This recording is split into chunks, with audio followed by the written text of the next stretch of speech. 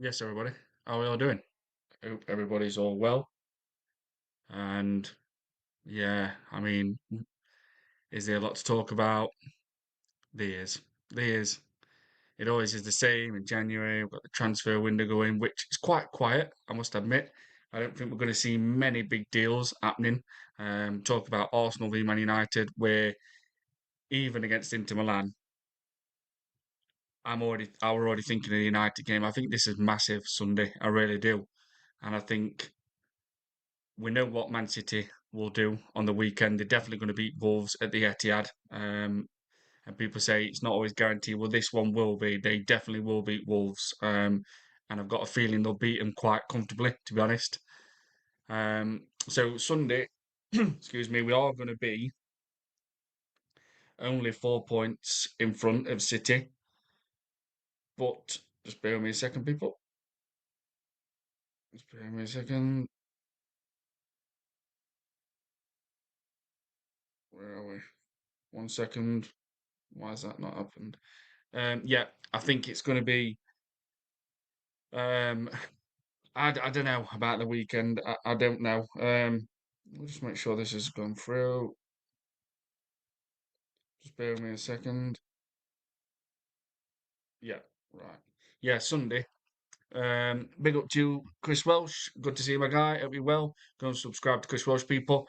And mate, Liverpool, good result that is against Marseille. It really is a good result.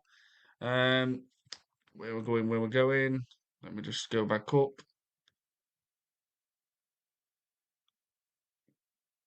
Guna Garamel, big up to you, my guy. Hope you're well. Go and subscribe to Guna Garamel, people, if you can. City 5-0 Wolves. It won't surprise me. We're obviously Man United owning them. And then Bodo Glimt, the Norwegian side. Like, I couldn't believe what I was seeing. I couldn't really. I was like, fucking hell. Like, they were opening Man City up completely, literally ripping them to pieces. So I've got a feeling they're going to give Wolves an absolute throttling on Saturday. I don't know about 5-0 though. I don't know. I think it's going to be 3-0, I think. But then again, is that a throttling? So maybe it could be 5-0, Guna. Um, Garamel. Yeah, I think 5-0 would be a throttling, a thrashing.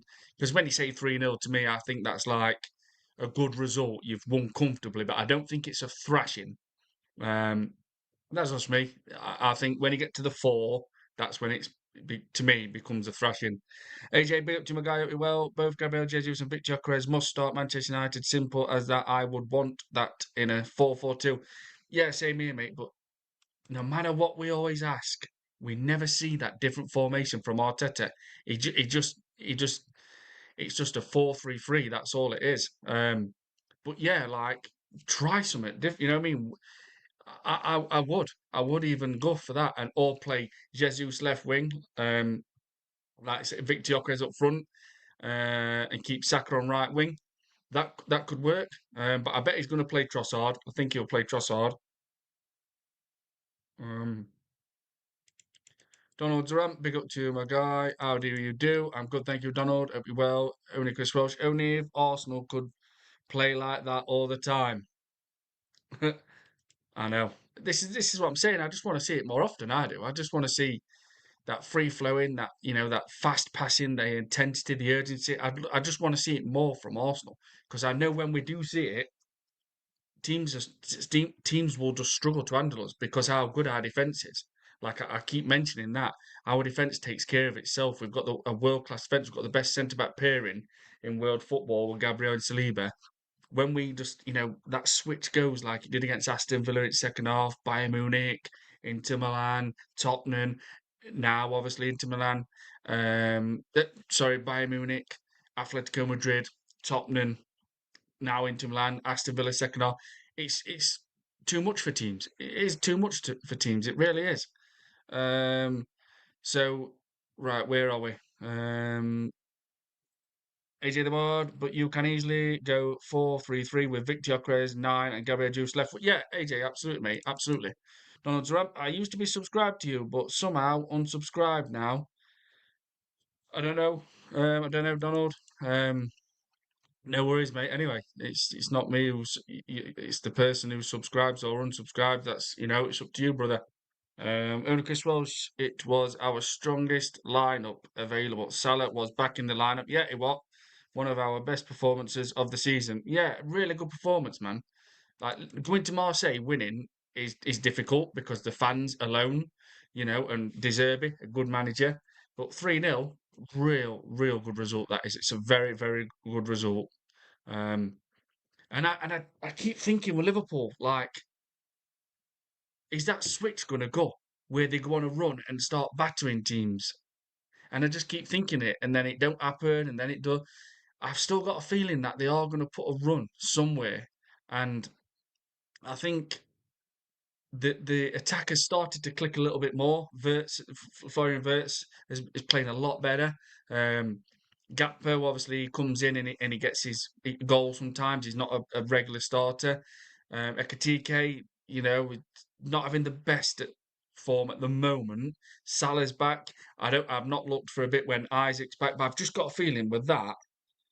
Maybe might not happen this season, but maybe next season, because Ekatike is going to be there, Isaac's going to be there, Wirtz is going to be there, Gakpo will probably be there, Salah will probably be gone. I've got a feeling like Liverpool's that attack is going to click somewhere along the line. If it's either this season or next season, I don't know. Where are we? Donald Zaram is Gay playing against Wolves. I bet he will do, Donald. I bet he will. My nephew, who's a Man City fan, did say to me that Johnny Stones is not far from coming back as well. So I imagine for that stability, experience, when even them two are obviously Gay, he is ready, and John Stones comes back. I imagine Pep is going to probably end up playing John Stones and Gay as the centre back, and obviously then they've still got Garvidal, they've still got Diaz. So I don't know. I think Mark Gay will play against Wolves. But yeah, we need to start talking about this Arsenal Man United game because I don't know what United's going to bring. I really don't. Like, they were fantastic against Man City. And I mean, well, they were brilliant, to be honest. They was absolutely brilliant against Man City. I agree, 4-0 and up is a thrashing. Absolutely. Gunnar Garmel, absolutely. Um, it is. Like, 3-0 is a comfortable win if you think about it. It's like, yeah, we've done the business. 3-0, not really laid a glove on us. But then when you think 4-0, and then up, I think that's where it becomes an absolute thrashing. Um, Guna Garamel, I agree with you for. Oh, yeah, that's come through twice. Only Chris Welsh, I'm not saying we win Champions League, but our best performances came in that competition. Listen, Chris Welsh, mate, if you end up winning the Champions League and you get top four, obviously you're not going to win league again. When you look at it, obviously what you did in summer, a lot of Liverpool fans will be like, nah, we wanted at least two trophies this season, probably the Premier League and Champions League, which you're going to, with the money what you spend and obviously what you did last season. But if you go and win the Champions League this season, it's another trophy, mate. It's like Liverpool just, bringing trophies in. Premier League last season, potentially Champions League this season. So it could happen. And then you look at it and think, okay, not the best season in league, but you've gone and won Champions League, you're best in Europe again. You know what I mean? So that would be a perfect season, I think, basing it on like what you've done in league. If you go and win Champions League now, I think a lot of Liverpool fans will be really happy.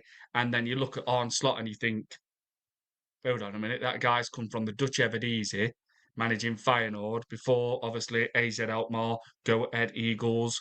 He comes to the Premier League. He's won Premier League in his first season by 10 points, embarrassed Arteta. And then imagine if you go and win Champions League this season. To me, like, I think that's a damn good manager, if I'm honest. And I don't think a lot of Liverpool fans would be. like saying get him out. You know what I mean? I think they would think, right, okay, league's not been the best, but we've got him up Champions League and keep him. But there's a long way to go. You've got us to contend with Arsenal, who are definitely one of the favourites Champions League. You've got Barcelona in there. Real. I'm not. You know, when you think about Champions League, you think if you win that Champions League, man, you're a good football team. You are a very, very good team. Because I'm thinking now, like even if we had an example of Arsenal, say if we were in Champions League now, and we had Man City coming up. By the way, we've just lost to Bodo Glimt, a Norwegian team. But like, if I take in consideration, say we're at quarter final, and say it were, I knew we had Man City, I wouldn't be like, yeah, we'll take care of them. We'll take care of them over two legs. I wouldn't be confident. I wouldn't be confident of playing Man City.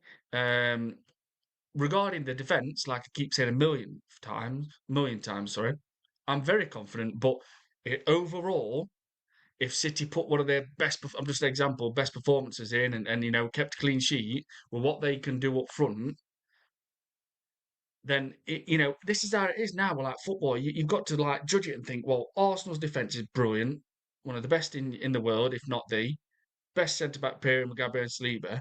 But would they hurt teams going forward? Now, when that switch goes, yeah, we can. Arsenal can smash teams and keep clean sheets. And again, we had that little switch flicked against Inter Milan, and it worked. So this is where I'm at. If we play more, and I'm not saying every game win 5-6-7-4-5-6-0, but I'm just saying if we let that switch get flicked more often for Arsenal, we would absolutely destroy more teams. We won't be struggling against the teams like Wolves. We won't be struggling, and no disrespect, but obviously the bottom at league at the time and they'd not won a game. We won't be struggling against teams like Sunderland, who's having a great season. We would make light work of it and get the job done. Like Man City, when Sunderland went to Etihad, Man City beat them 3-0.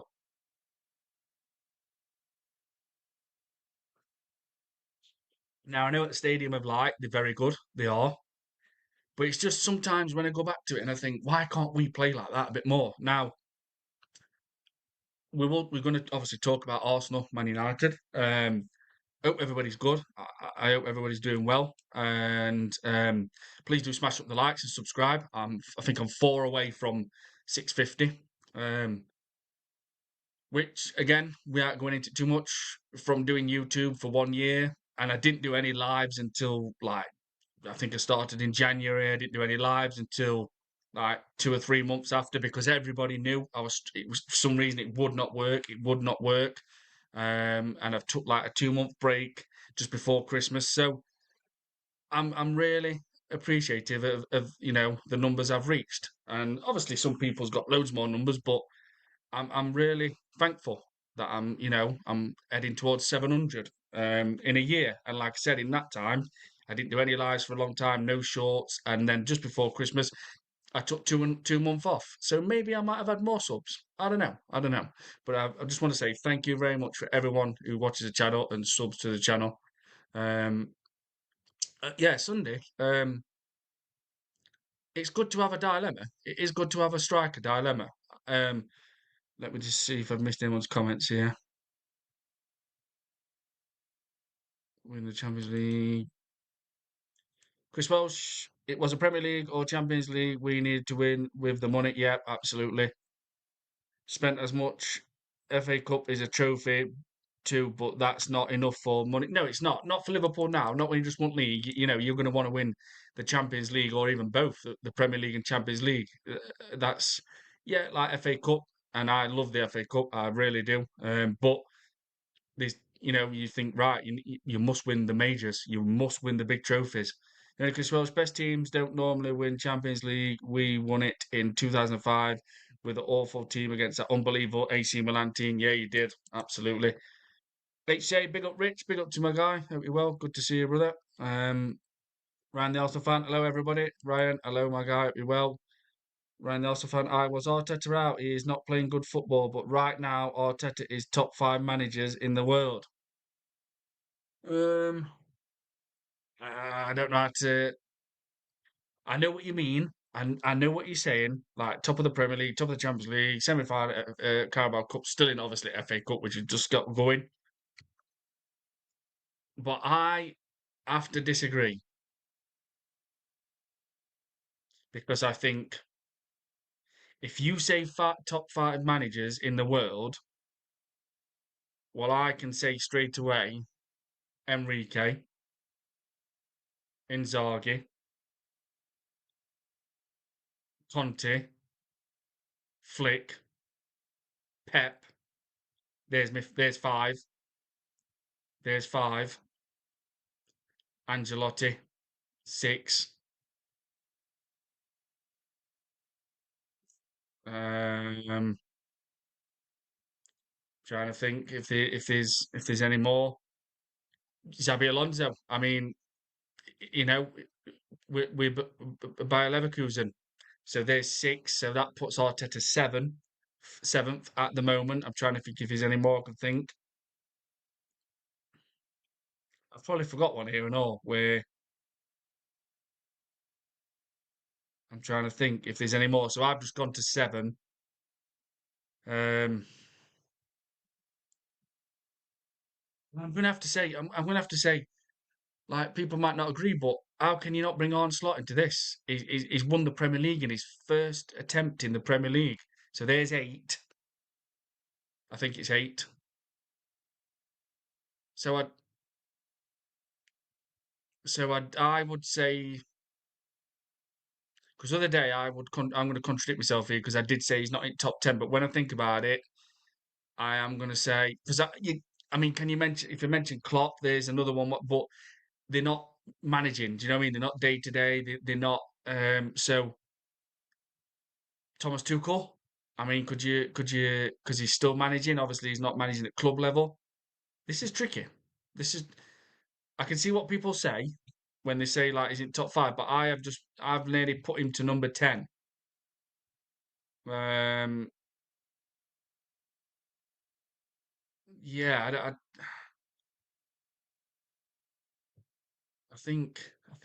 I would say. I mean, I like Diego Simone, but then he hasn't won nothing for a long time, so I'm not sure you can put him in the top. In I think, yeah, but then Arteta hasn't won anything. This is the thing. This is the thing. This is the thing, Ryan. Like, this is where my argument comes in. It's all right in being top at league and top at Champions League and semi-final, but he's not got over at line. He didn't get over at line last season, season before. Do you know what I mean? So this is where you can even say, well, Eddie Howe is reaching finals and semi-finals, and he got over the line last season. Do you know what I mean? Like, it's all right. Like if we don't win the Premier League this season, then that's a fail again from Arteta. If we don't win the Carabao Cup, that's another fail. And then if we go out to Champions League and he wins one FA Cup, people are going to think, well, he's won two FA Cups in like 6 years. It's do you know what I mean? And what is that? And what he's been given to spend as well. And he's officially just it is 6 year on the 19th/20th of December, if you, whichever date you want to call it. So I can't, you know what I mean? I don't like I can't see how he can be just because of what he's doing, but nothing's getting finished. Do you know what I mean? Like on slot, how can you not say he's a better manager than Arteta right now? Because he won the Premier League in his first season by 10 points. Like he literally embarrassed Mikel Arteta in his first season by 10 points. So when people say like Arteta's in top five, I just I can't see how you can say that because he's an early manager. Do you know what I mean? Like he's been given it all the time. Some managers would have had nowhere near enough time as what he's had. He's been given 1.3 billion. So to me, when I think about it in a factual way, how can you call a manager and put so how can you place a manager in the top five what has not won anything since his first season ish, winning FA Cup of 2020? Do you know what I mean? I don't know how he can be placed in top five because he could keep getting second every season, but that's not getting over the line. That's not winning it. No one remembers second. Do you know what I mean? So to me, and this is not being me just because I don't like him, because people know on my channel, I even said Arteta deserves a statue if he wins Champions League, and I don't even like him. But right now, like you just said, like, but if Arteta wins the Prem and champs, that will make him much. Oh, 100%, Ryan.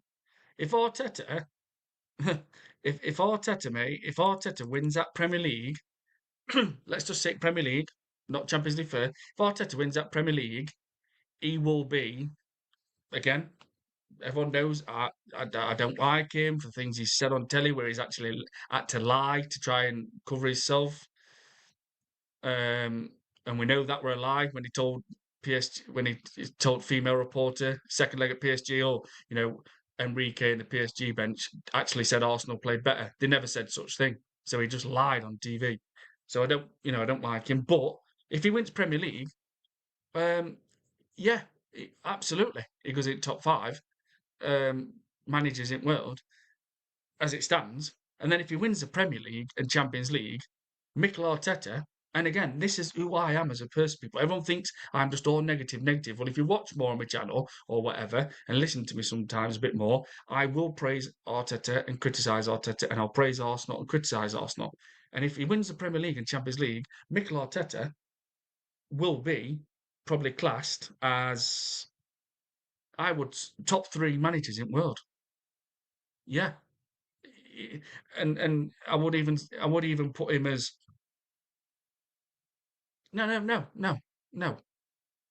If Mikel Arteta goes and wins that Premier League and Champions League this season, I would say from the time he does it, so let's say end of May, all wrapped up, everything.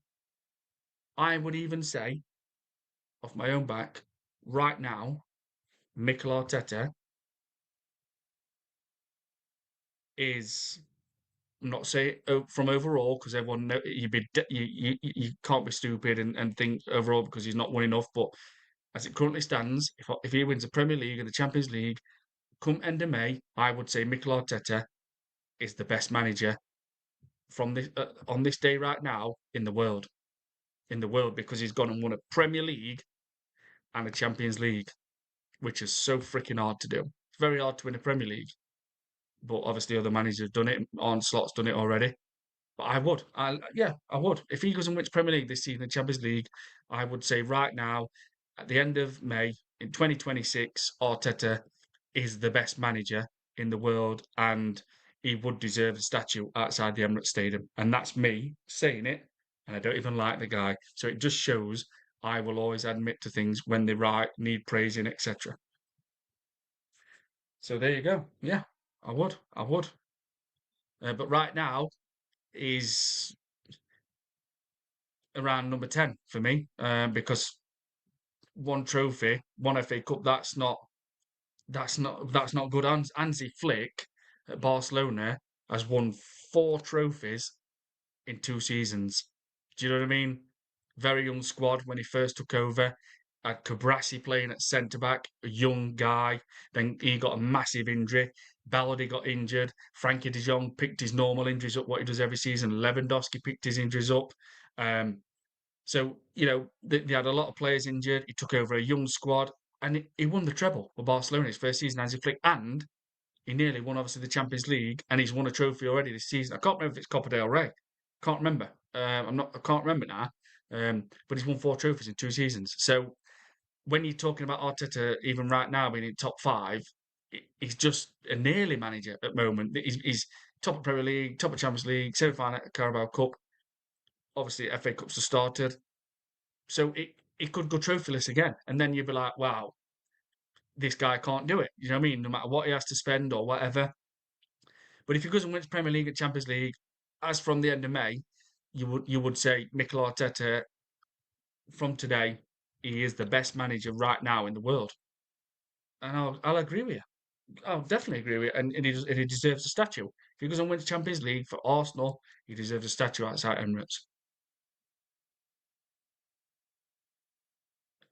So, what do we think about Ethan Wanyeri? I'm still a bit gutted, to be honest.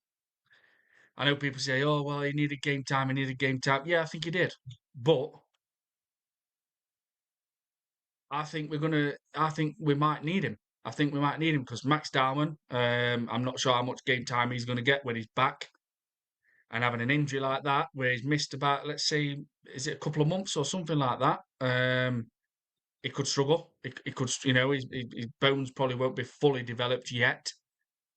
So that could be a risk. He might not get much play time now, where he's getting many minutes. So uh, I did. Have we got a plan? Is this why we've let Ethan Wanyeri go? Are we gonna bring someone in? I don't know. Is it going to be an experienced head? Is it going to be a young player? Maybe not. Might not bring anybody in. Ryan also fine, but if Arteta wins a Prem and champs, that will make him much better. Oh, 100% it will. Ryan, I'm saying right now, Rich, that yeah, I know what you mean, mate. Like I said, I can't. Like I say, when I think Andy Flick's won 4 trophies in 2 seasons already, I can't put Arteta in top five. He's just number 10 probably for me. I think Arsenal. Sorry, Ryan. Are you going to watch one year Olympic Marseille? Um, I might watch some games, right? Like I said, I used to watch the French league, the Spanish league, the Dutch Eredivisie, Swedish league with teams like Malmo, Swiss league with Servette, Young Boys, Basel, any Tigres in the Mexican league, any you know leagues I could watch, I'd watch it because I used to bet. I used to bet, and I will say it again. First bet is one step closer to losing everything. So I will never bet again. And when it gets to April the 8th, I am 2 year without no bet whatsoever. And I'll never do it again. Just want to always put that out because I know a lot of people struggle betting. I've been there. I was an addict for 6 years, never stopped betting. I was on it all day. And then I just went, right, click that expelled button. And I've never looked back since. And on April the 8th, it will be 2 year where I've not bet absolutely on anything. And I will never do it again.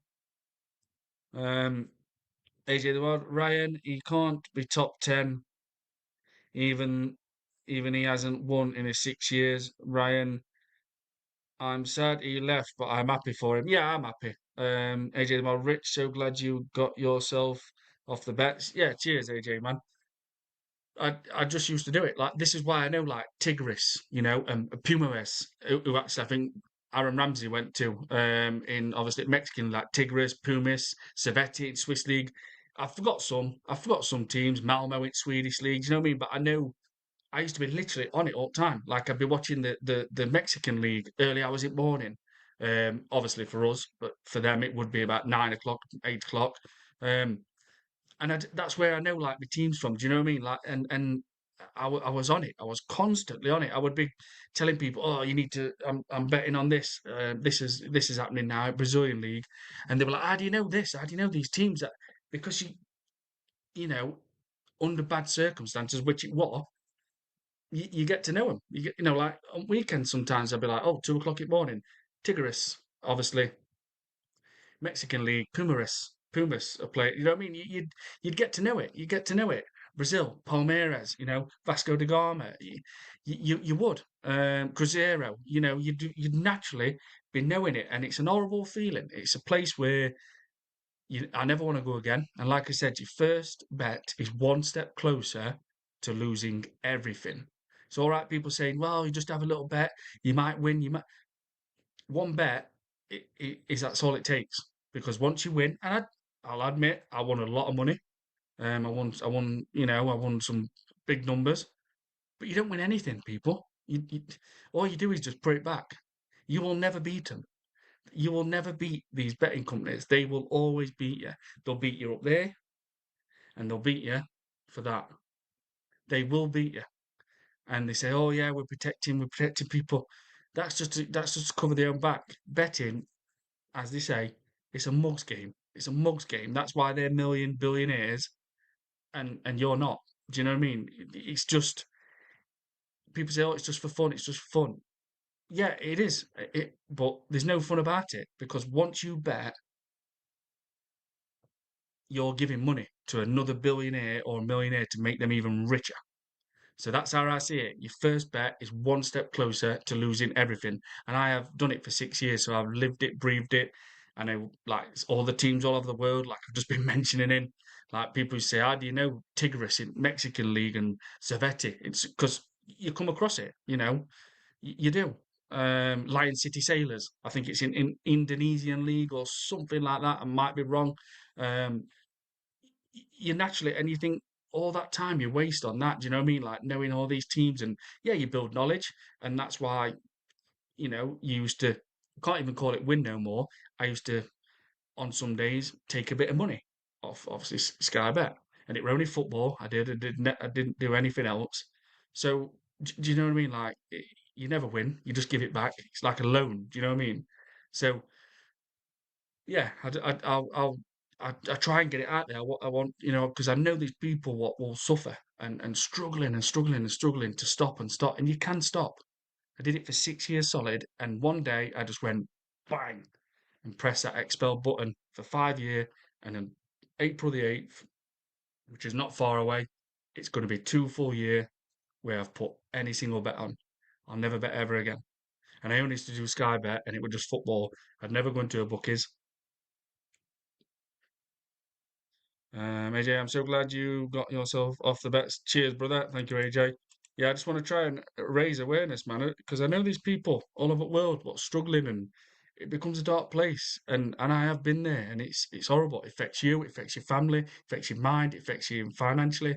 It can rip you up in a day. In a day. Do you know what I mean? Like it can. Ryan, good for you, Rich. Thank you, my guy. And I just hope it helps other people. That's what I've done my, you know what I mean? AJ, ultimately, I want to be wrong about the time. If Arteta wins, I will be happy we move. Absolutely. Tyrell Gunner TV, big up Rich, big up Tyrell. Good to see you in the chat, my guy. Go subscribe to Tyrell, people. So, Ethan Wanyeri at Marseille, do we need to sign anybody? I was it start of the season, as people were saying, I'm like, yeah, it's got to be a left winger. But now the left wing position has gone. If you think of the logic of it, it's gone crazy. Because like, ideally, we wanted a left winger, a proper out and out left winger. We all want Eze to play number 10. Eze's not playing number 10. If Martin Odegaard plays, Eze's probably on the bench. If Eze plays, that then pushes Martinelli and Trossard on the subs bench if Odegaard's playing at the same time because Eze will then be played as a left winger. There's no way at all Arteta's going to want Martinelli, Trossard, and Eze when it happens left wing, and then bring another left winger in. So again, I just think after 6 years, he still can't even get the right balance. Like if we sign in a proper left winger, which we might do in summer, of course Martinelli or Trossard is gonna have to go. 100%. It's as simple as that. Now, I always think when it comes to selling players, we are diabolical. We really are shit at selling players. And I hope Berta, Maurizio Micheli, who's just come from Napoli, I hope they can suss this out because it is embarrassing. When you think of Balogun, Oxlade-Chamberlain being like our biggest sale, 35/40 million. That's really bad, people. That can't keep happening for a club like Arsenal. We should be hitting numbers like 60s, 65s now for most of our players when we sell them. And we're not getting anywhere near that. Like Man City selling Oscar Bob, but looks of it to Fulham. And going to get around about 35 million for him. And they will get it. They, they will get it. And it wouldn't surprise me if they push him for even 40. So I'm when I look at it, like the team, what we've got, it's full of value now. Like, if you think, let's just go. So you got Ben White, who's the second right back. He is Timber's cover. We paid 55 million for him. If we're selling Ben White, maybe we wouldn't get the full 55 million, but I think we would get probably 50, 45. Now, the old, I'm not going to say the old players, but in previous years, you're looking at that and think, yeah, you're going to get 25, 30 million for Ben White. But he puts some good performances in.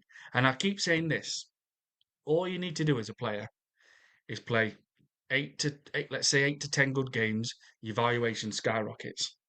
All you need to do is play 8 to 10 bad games and your valuation goes down.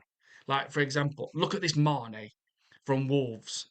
You know, social media now blows everything up for clubs, and I bet they love it because social media talking about this young kid Mane from Wolves, playing brilliant. Next minute, radio stations talking about Mane, social media all over talking about Mane. They have got people at the club, every professional club, looking at things on social media. Look at this, look at this, look. Look at what they're saying about our player. As soon as they see that, they're thinking, "Thank you." I guarantee you now, someone comes in for him, Wolves are going to say, "Bang, 60 million straight away." And that's how it is. So it, social media really helps. And clubs love it. They freaking love it because, and obviously the radio stations talking about players. Once it's mentioned, he's doing brilliant. He's doing brilliant. Even sometimes 5 good games. That's it. Valuation's gone crazy, crazy. Elliot Anderson. People are talking about him on social media. People are talking about him obviously as in person. Radio stations talking about him. You try and sign Anderson now, Elliot Anderson, 90 million. Obviously, and it's not going to happen this month because Forest won't. But you'd have to pay probably 90 million now. Do you know what I mean? And Forest played 35 million from Newcastle. It's mad. It is mad. Like how the price just goes boom or comes down. So with Ben White, you're looking at Ben White and you're thinking he's been playing okay recently. He has. His delivery is fantastic, really, and he does cause. And I'm more than happy to keep him as a right backup, and 100% because he does bring some real good attacking play, and he's okay in defence. He's not the best, but he's good. So you're talking like for Ben White, you're talking we probably could get 50 million for him, but I don't want to sell him because then we think can we get another right back with cover like him? Probably not. You'd have to probably try a few. Then you look obviously at Gabriel and Saliba. If we sold Gabriel, we're getting 130 for him. Saliba, because I think Gabriel's took over Saliba, and Saliba's my favourite player. Everybody knows that. Uh, but I think you're getting about 130 for Gabriel. I think you're getting 90, 95 for Saliba. So you just think, do you know what I mean? Like the Raya, you're probably going to get 60 million for him. We paid 27, 30 million. We're going to get 60 million for Raya. So we've got a lot of value now in this team. But this is where it's been like a catch-22 effect. We've got all this value now, and you think, make some money, make some money. But knowing Arsenal's luck, and it kind of falls in this bracket, and I don't like using luck because I'm not one of them, it's VAR, it's injuries. I don't make any bullshit excuses up like that. But it would be typical because when we do decide to sell these players, I bet you now it's when the valuation has gone down massively. When we probably decide to sell Ben White, it'll probably be 25, 30 million. If we move Raya on, I don't know, maybe in 2, 3 years, we might end up getting 20 million. So it is a catch 22. But obviously, we've got a lot of value in a Declan Rice. Well, we paid 105 million for him, so guarantee Arsenal's going to ask for 150 million for Declan Rice all day long. Now, I would say the players with the least value in our team, I would say, would be Kai Havertz, Martinelli, Jesus, and Trossard. But with what what Jesus did last night and against Aston Villa, and he's looked sharp in some games. That 18 million now, Jesus might be worth 35 million. Do you know what I mean? So it's like a 5 game or even like 5 games sometimes valuation just go bang, or 5 games bad valuation just drops. So like Jesus now might have put himself on market for in the summer. I'm saying a Saudi club might come in for Jesus, and I guarantee Arsenal could probably get 45 million now for Jesus, and that would be very good business, by the way, real good business. So if Jesus keeps scoring, a Saudi club might offer 45 million, or European teams, we could probably get 35 million. But to me, that's good business. Now, Trossard could be the same if he keeps chipping in. If we're going to be thinking of bringing new players in the summer, Trossard could do if he keeps getting an odd goal, his valuation could go up. So yeah, it's mad. Just we're talking about valuation of players. Right, I do want to talk about this Man United game Sunday. Um, Let me just. Ryan, also fan, don't you have your heart surgery close? Yes, it's next Tuesday, Ryan, my guy, 27th. Ryan, also fan, same thing happened to MLS. Yep. Ryan, also fan, no more for Saliba because he is younger. Um, but Arsenal, Man United Sunday. I feel confident because of our defence, and I keep mentioning that so many times. I do. But, but,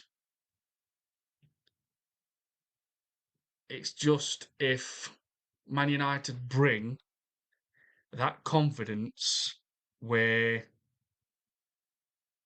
it comes from the City game, because they were everybody who watched it. Man United was absolutely on another level against Man City. There was absolutely class. The way there was, dragging City around, the how fast they was at passing, they were showing for the ball. There was so much intensity and urgency. They were good in air, they were strong, and there were a lot of like grit and determination in the play. Now it could just because of Michael Carrick, new manager bounce. It could be that is a regular common thing,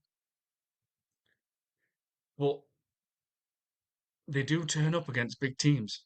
And again, I said this the other day when we played them at Old Trafford, first game of the season, and Calafiori scored. They were better than us. They was, and if it wasn't for Gabriel and Saliba, I, I, I've already said this even after the game. We lose that match. Man United were a lot better, like they did against Man City.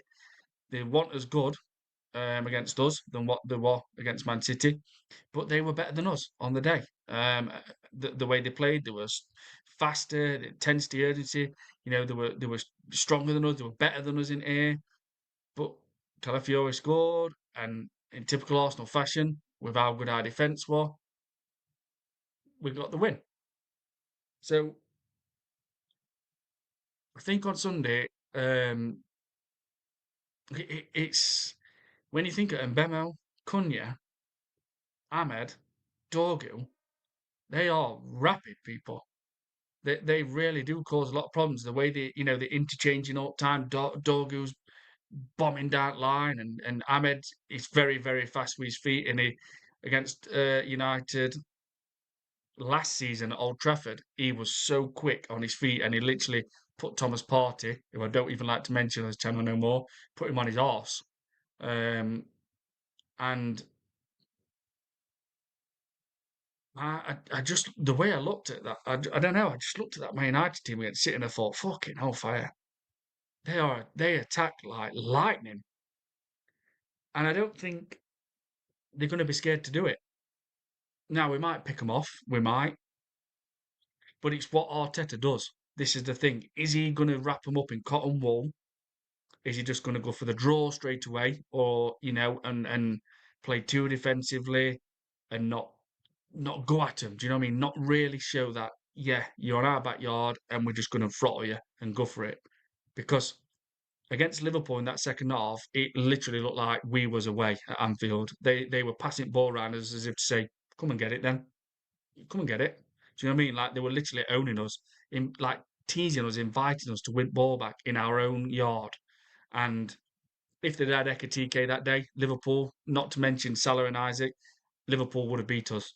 They would have. Didn't even have a striker, and they looked in that second half. They was miles better than us, and it was just. I couldn't believe my eyes when I'm thinking, "Fucking hell!" They're literally just walking round and just like passing it round as they say. Come and get it, as if to say, we're top at league. We've already won league last season, and we're top at league now, and you're chasing us. So I don't want to see that. I do not want to see that. I do not want to see that. I don't want to see no Wolves performance because that were embarrassing. We made Wolves look like a top 10 side. I want to see similarities of the Inter Milan away, the Aston Villa second half, the Bayern Munich, the Tottenham, the Atletico Madrid. Is that too much to ask for? It's not like we're seeing it every game. Like I keep mentioning, we probably see these performances maybe every 6 to 8 matches. Ideally, I would like to see it happen every 4 games where that switch goes. Is that too much to ask? Just to blow teams away and put a stamp on it and finish them off and then be able to rest players, etc. Surely we can be doing that more. Um, Ryan also found Trossard probably 40. Yeah, I agree, Ryan. It's good. It has been a week because it's good. It has been a week because they won't be as much on that eye. Yeah, well, this is it.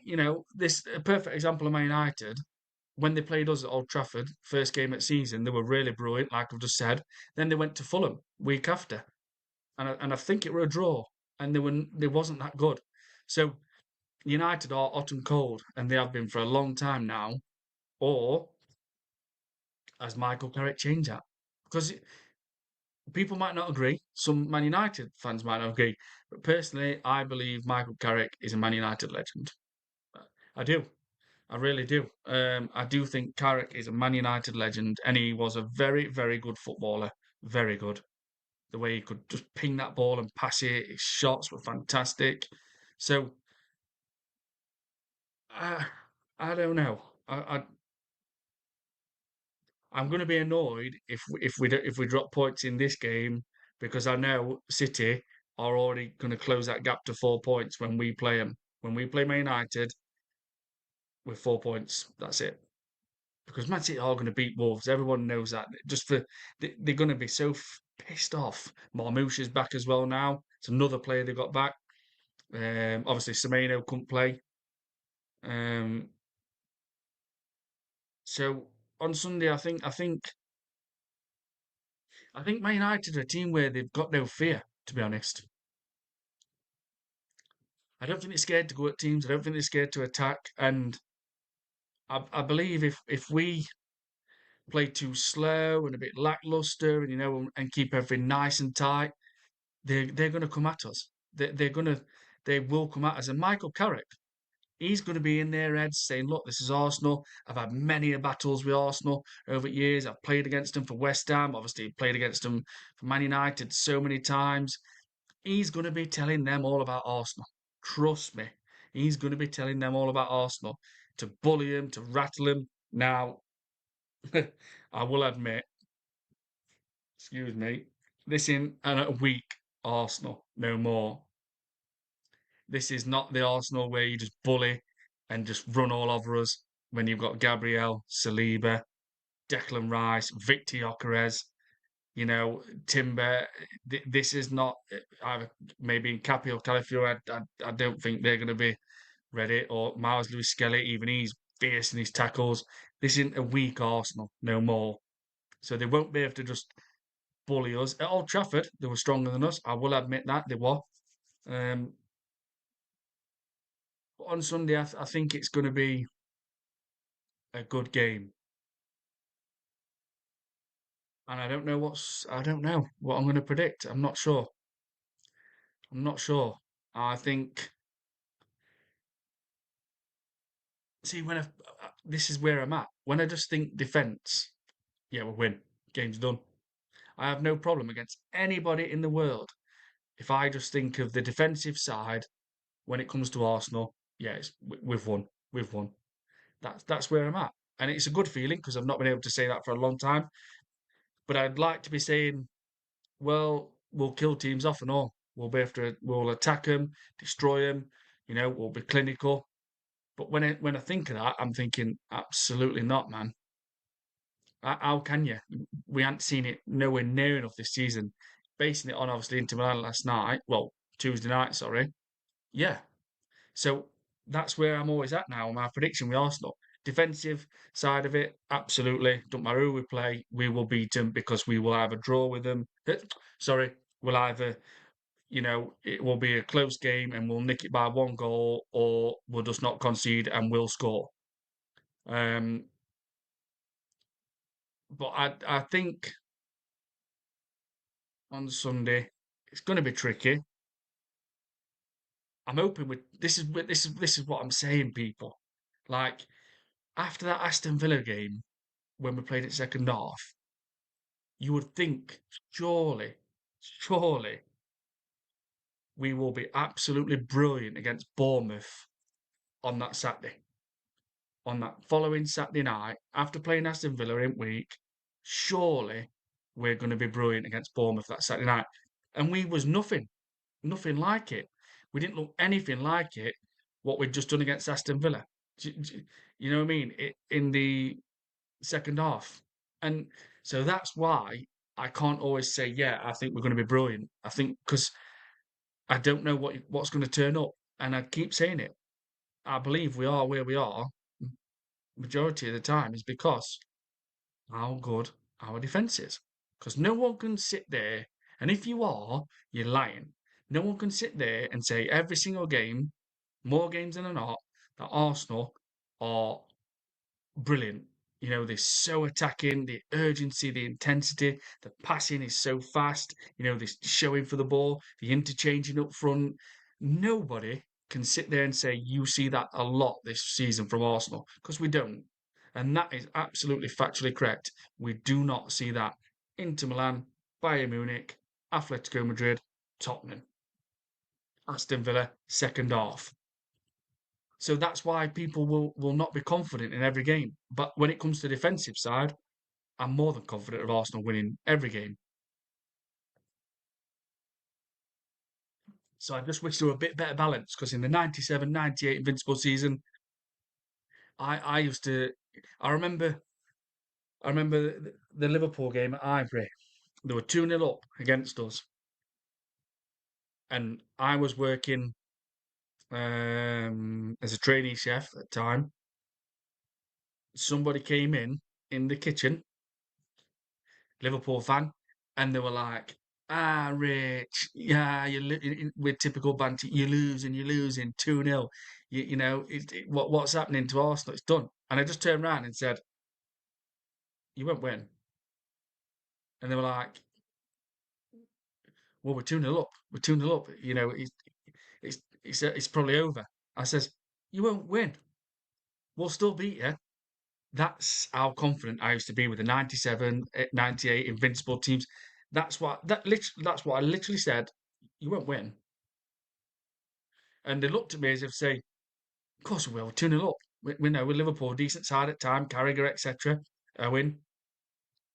And I just turned around and says, you will not win. You won't win.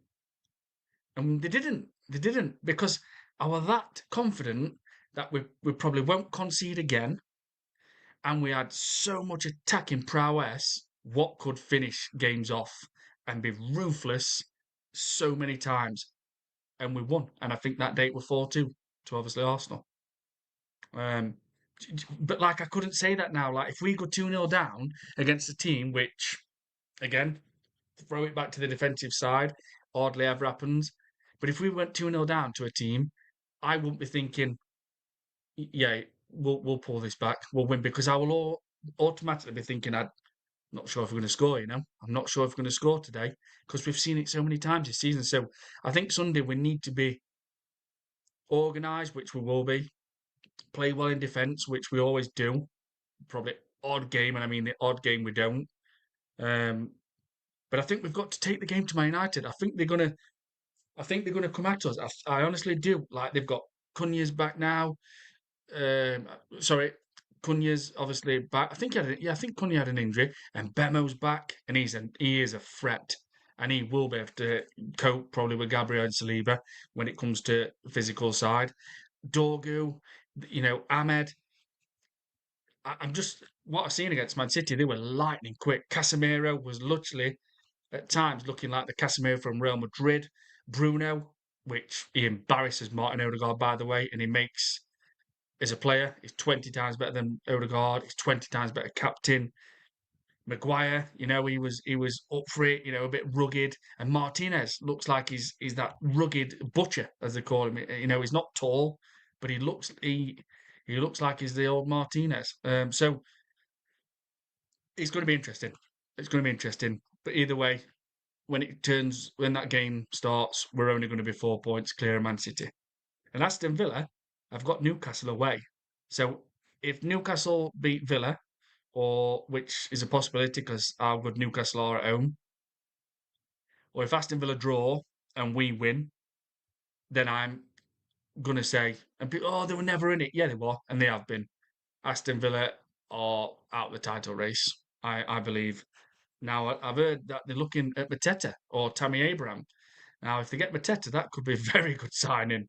Very good because Kamara's out now. Apparently his season's done and he's been fantastic this season. Obviously, Daniel Marlin's just gone to Roma on loan, scored already. So they're struggling. Ollie Watkins gets injured, they're literally bare bones. It's going to have to be like that. Boozgaard, I can't pronounce his name properly. It was like a winger slash striker player, but Leon Bailey, sorry, has actually came back now. So I think this is what I mean. Unai Emery's not daft. Um, Gavin L, big up Rich, big up to you, Gavin, my guy. Hope you're well. Good to see you in the chat. Unai Emery's not daft. He knows like he's bringing in Leon Bailey back for extra firepower. He's going to sign another front man, probably a striker, maybe Mateta or Tammy Abraham. Um, he's not daft because he knows that either way, I do at the moment. I'll probably say Aston Villa will finish third, but they're not at the title race. But if they draw, no, if they do draw, Newcastle Arsenal go and win, then they're done. That is them gone out of title race. I can't see them catching. I can't.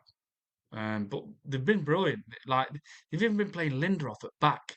Who was an outcast at Man United. Unai Emery has got the best out of Victor Lindelof. Um, so yeah, and a really good week for the English teams, I must say, in the Champions League. Tottenham beat Dortmund. Chelsea's won tonight. Newcastle. And I tell you something now, I'm a massive fan of Harvey Barnes. I think he's brilliant. I think he's really, really good. And it wouldn't surprise me if someone tries to sign Harvey Barnes, but he's not going to leave Newcastle. There's not much bigger teams he can really go to. Maybe a European team might come for him, but I do like Harvey Barnes. He's a massive goal threat, he is. And Anthony Gordon in Champions League has been really good. So Newcastle's got some firepower. Viss has scored again tonight. Walter Murder, I don't know if he's injured, but he didn't play.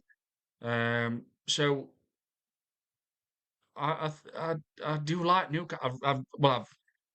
To be honest, I've grown up with that many Geordies. I've got so many Newcastle fans. I really do like Newcastle, and I do like Eddie Howe as manager. I really do. And I have said this before, and I'm going to say it now. Eddie Howe would have won a Premier League with Arsenal if he'd had that 1.3 billion and the time. Arteta, Eddie Howe would have won a league because he would have made sure we got a striker, a backup for Saka, and not took so long. And he's not scared of changing things. He's not scared of putting two up front for 20 minutes, going a 3-5-2 or a 4-4-2. He's not scared. Um, so I just look at Newcastle and I think, but the away form this season's bad, really bad, and I'm sure a lot of Newcastle fans will agree. Like if they if their away form weren't as bad, they would probably be. I would think they'd be about third now. They've had some really bad away performances. West Ham beat them. Newcastle, sorry, West Ham beat them.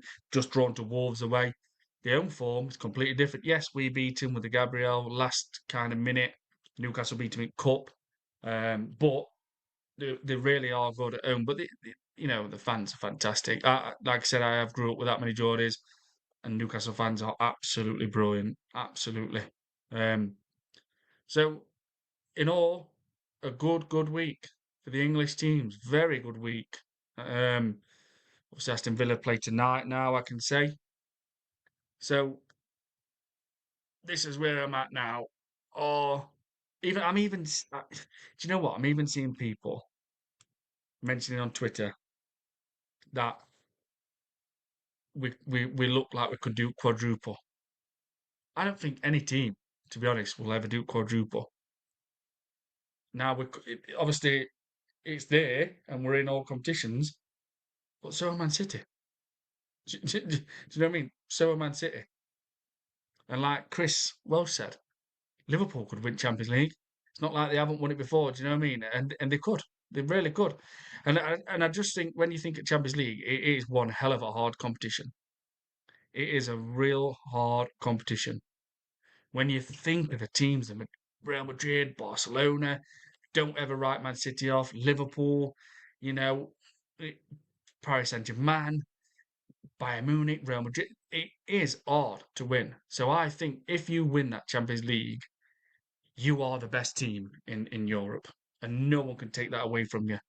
I honestly do think that if you go and win that Champions League, you are the best team in Europe when you win that Champions League because the teams what you have to come across is when you think about it, it's tough, man. It is really, really tough because you won't want to be like, oh well, we battered Real Madrid last season. We took care of them.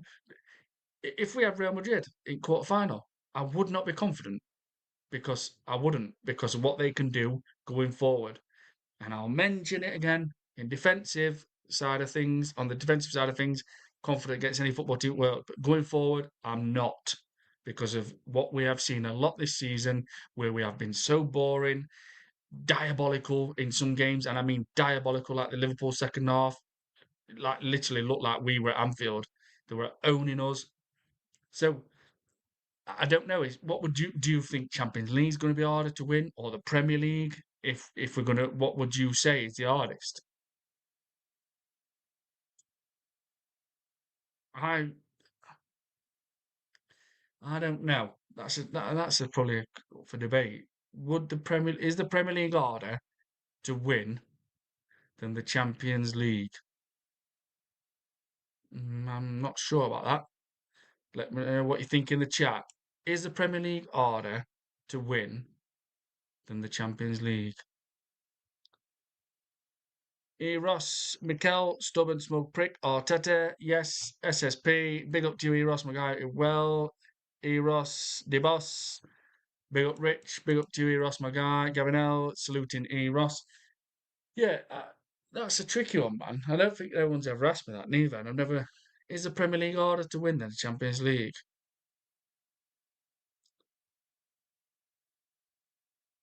Hmm. I think when you get to the final stages and you've got two legs, the home and away, I think that's when it gets really tough. Like obviously PSG last season, you know what I mean? When you take care, well, we didn't take care of them when you play them at first leg and then you have to play them again. I think I don't know. I think Champions League might be harder, than Premier League. But then Premier League, you're slogging it out for 9 months from the minute go right till the end. You know what I mean? It's not like Champions League starts straight away, and they're not. They have breaks. Whereas the Premier League is just ruthless, bang, bang, bang. Saturday, Wednesday, or whatever, in week, or whichever day it falls on. I think you come across more, which is obvious, better teams in Champions League. I think that's it. I think that's a given. I think you have harder games in the Champions League. But then again, like when you look at things like teams like Olympiacos, that would, to me, that's like equivalent to maybe I would say Fulham in Premier League. Sporting Lisbon, I would probably say someone like Everton. So I don't know on that one. Don't know.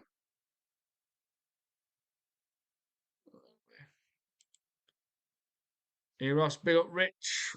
Big up to you, my guy. Going out. Salute to me, Ross.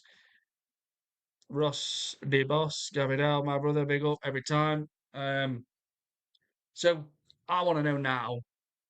I want to know: is anyone backing Mikel Arteta? Is anyone backing him? Is the new Arteta fans in?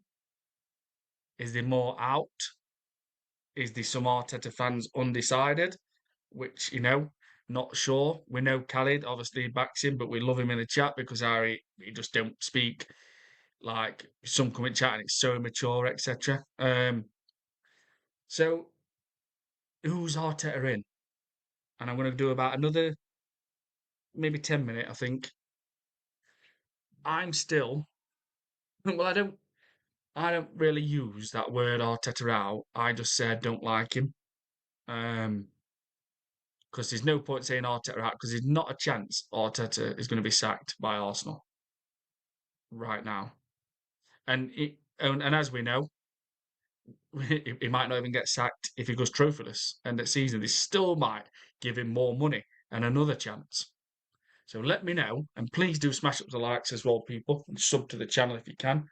Um, please, sorry, please, what am I about? Let me know. Are you now Arteta in, backing him, or do you not like him like me? I don't like him, but I never mention like the out, because I know it's never going to happen, especially not yet. I don't like him. I just don't like what he's done. Like where he's had to go on TV and lie, obviously with a female reporter, the second leg at PSG, telling everybody, "Don't you be satisfied with second? Want much more? We're going to get it." Then didn't sign no striker or backup still for Saka. The two positions what definitely needed addressing that window, and he didn't. So I'm thinking, well, that's bullshit. What you've done. I don't like what he's done to Mars, Skelly, from Ranieri, and people say, "Oh, the young." That's not gonna wash with me. Lamine Yamal has set the benchmark for the age now that you can be in around that first team and playing. When I watched Barcelona, it were breaking into the team then. I thought he's good. He's good. Next mate, he's in first team. He's smashing it. He's won European champions. He's won Euros. Sorry, with Spain. He's hammering it. In Champions League when he gets his chance. He's done all sorts already. He's scored in all competitions. And I'll say it again. How can Ethan Wanieri, who's going to be 19 in March, score 9 goals for Arsenal Football Club last season? How does he not deserve? How is he getting this treatment? You're telling me someone who has a breakthrough season, a young lad, and even scores 9 goals, 1 goal away from double figures, by the way, and he's not getting played. That don't sit right with me. I think that's bullshit. Like, if you're having a breakthrough season, you hit 9 goals. I mean, fucking hellfire. You can't really wish for anything better, especially from a young lad to score 9 goals in a breakthrough season. I mean, what the hell? And like I said last night, he scored in 3 different competitions, people. Carabao Cup, Premier League, Champions League. I'm looking back now. I'm sure he didn't thinking back. Sorry, he didn't score in Carabao Cup. 9 goals in his breakthrough season. He definitely was worthy of playing more minutes this season for Arsenal. And no matter what anyone says, a breakthrough season with 9 goals is just absolutely you blew it up. You've literally lit the place up, man. But all I see is that, well, Arteta will be like, well, he don't defend enough. He don't defend enough. No, because he's a number 10 slash attacking player. He's a forward thinking player. He's got that close control, that intensity, that urgency, that drive. He's a goal getter. He wants to get on end of things. He breaks into the box. This is where, again, reason why I don't like Arteta, because he even kind of demands so much defensive work from the attacking slash number 10s. And it takes our freedom away. It stops our fast flowing, free flowing football. It stops it a lot of times. And it is. And I'm not a manager. I'm not claiming to be no manager. I'm not. But it stops a lot of our play. And that's why I do believe, like, there's so many times, like we've seen this season, where we have been so boring because he just wants defensive off everybody. Wingers must defend. It's like 70% defense, 30% attack. Well, from me watching football and playing football, I have always seen wingers and always thought, and it always has been the case, a winger should contribute to the striker to help him to get the goals. Because when I played up front, when I was playing, I know for a fact the two wingers who I had on my side, the left and the right, they just wanted to try and beat me and contribute with me. And the left winger, I think it's about 14, nearly every season. The right winger, my close friend, who went on, as I had trials for Norwich City, etc. But my close friend went on to play for Forest, County, Leeds. Didn't make it, and um, he written 20, 22 goals on wing because he was looking at me and thinking, I need to contribute for the team, obviously, and beat me. Do you think Saka? Do you think Saka at start of seasons thinks, I hope Kai Havertz or Victor Gyokeres or Jesus, just mentioning all three strikers, even though they're not all strikers apart from Gyokeres. Do you think Saka thinks at start of season, I hope they score more goals than me? Absolutely not. And if you think like that, I'm sorry, but you've just probably haven't watched football long enough, or maybe never even kicked a ball in your life. They're going to want to compete. So when I think of Arteta and that, I think he takes a lot away from our attacking players, our wingers, our strikers. These wingers want to be contributing goals, want to be adding goals. I think of Marco, Andy Limpard, didn't get to see him a lot. Mark Overmars, Freddie Lundberg, Alexis Sanchez. For fuck's sake, they was on it, man. They was on it. They really, really wanted to score goals. They did the job. You know, some people might not agree with this, but if someone said to me, would you take?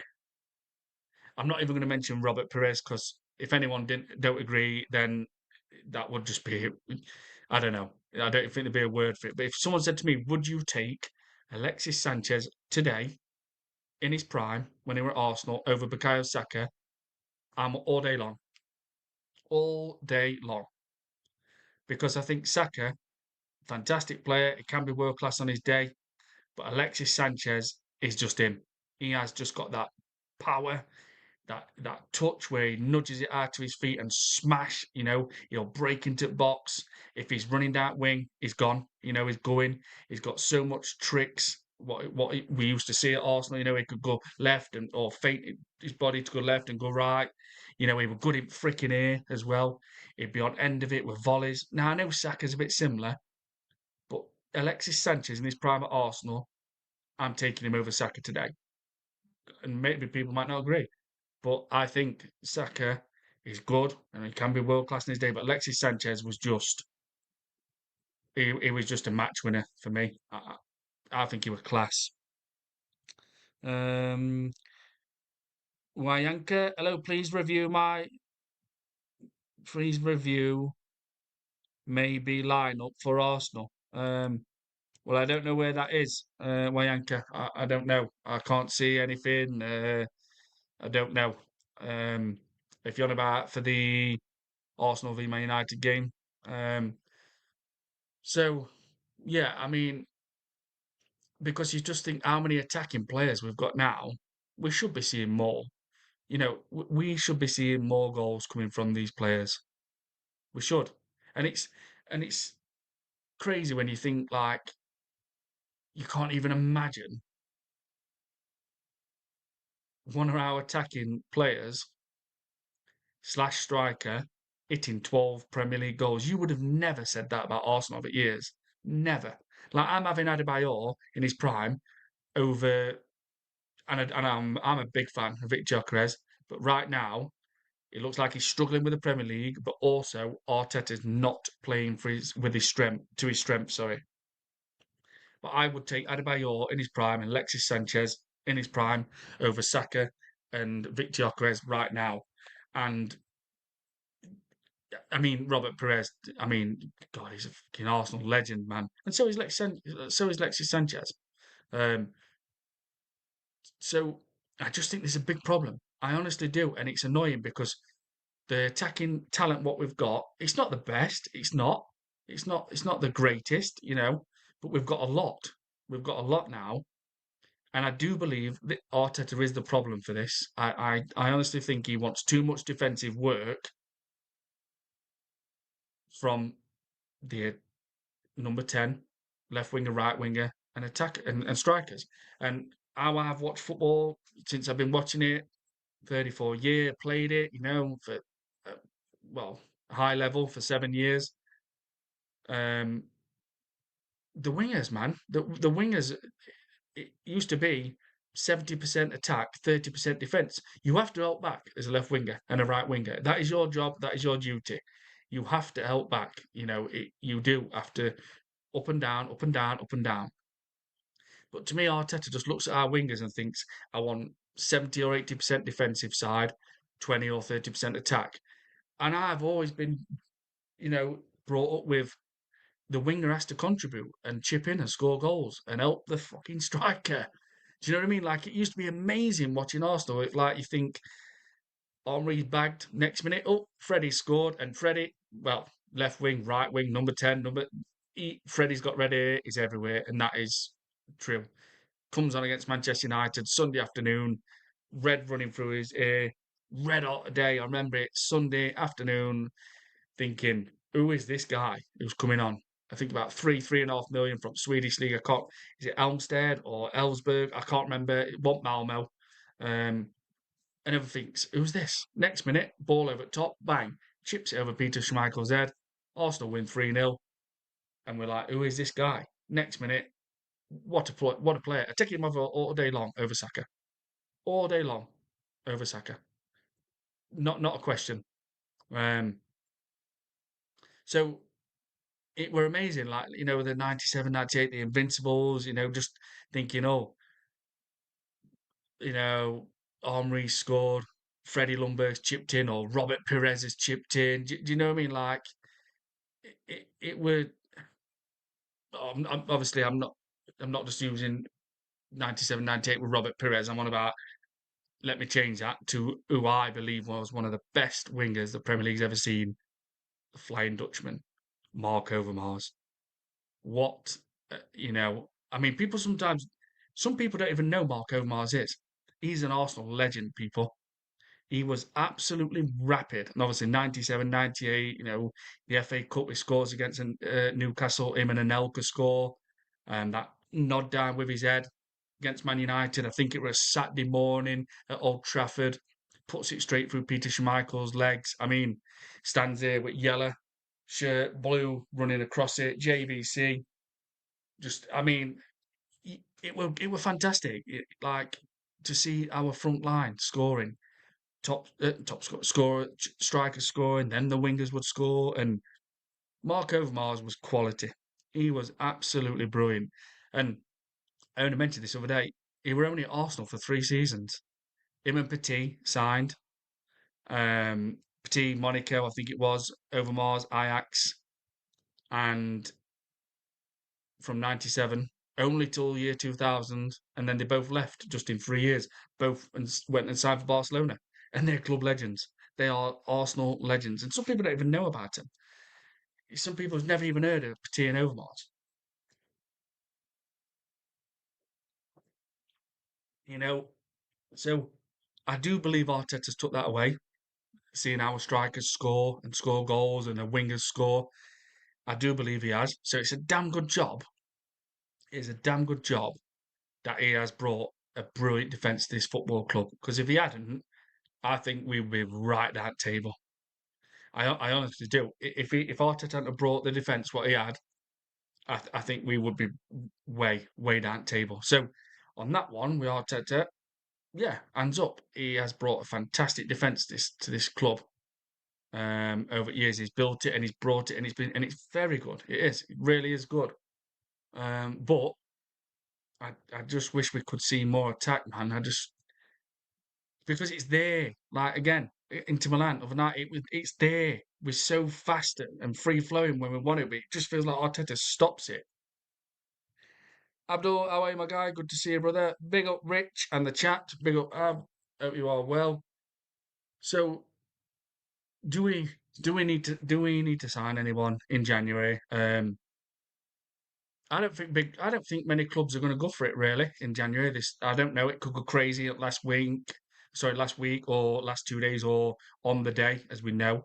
Now, Man City have already done business. But I'm looking tonight. I'm thinking, will Liverpool actually sign a defender? Because I still think they need one. They've got Neonia, who's come from Parma, centre back in summer. He's going to be out nearly all season or for the full season. So I'm thinking maybe Liverpool might sign a centre back. But if I'm picking a position now, like I said, it was a left winger in this summer, but now that's changed because it's all gone unbalanced. I would say I'd like to sign a midfielder. I I do. I think if Declan Rice gets injured, we're fucked. Basically, I think we've got a big problem. Declan Rice gets injured, and let's say I don't know if he's out for 7 or 8 games. I think we're going to hit a problem, and I do believe we lack even Zubamendi. He's a controller. You know, he sets the tempo. He's good with his passing. His vision's good. You know, and he just burst into box, and he's got a good finish on him.